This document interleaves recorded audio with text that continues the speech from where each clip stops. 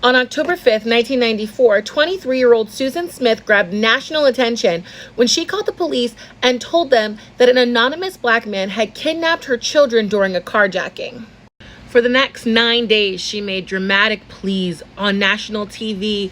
"Please bring my children home."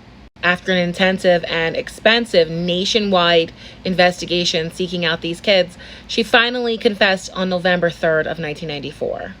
No one had taken her kids. In fact, she had gotten out of her car and let it roll into the John D. Lang Lake, drowning them inside, making Susan another one of the bizarre cases that happened in the 90s where white women blamed anonymous black men for kidnapping them or their children.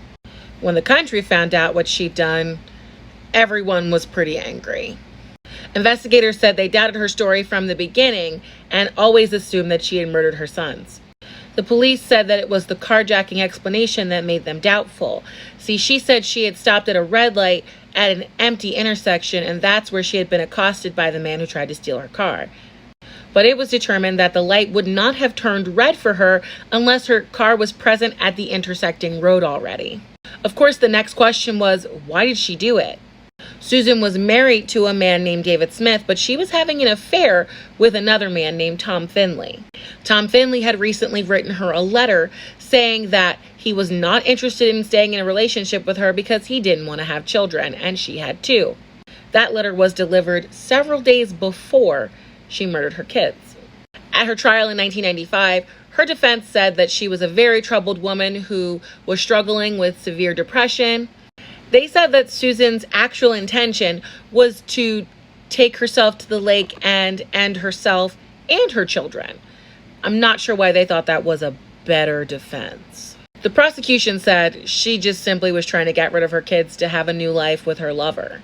Interestingly enough, during her trial, her stepfather testified in defense, saying that they had had a relationship when she was younger.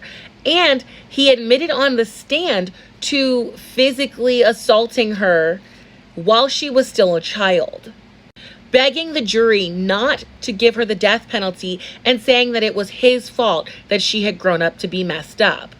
On July 22nd, 1995, she was convicted of both boys' murders.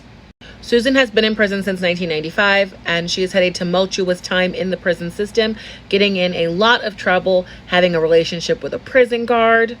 She says she regrets her crimes and that it was not to go be with her lover. It was that she was just mentally messed up. She'll be eligible for parole in 4 years, but parole is unlikely.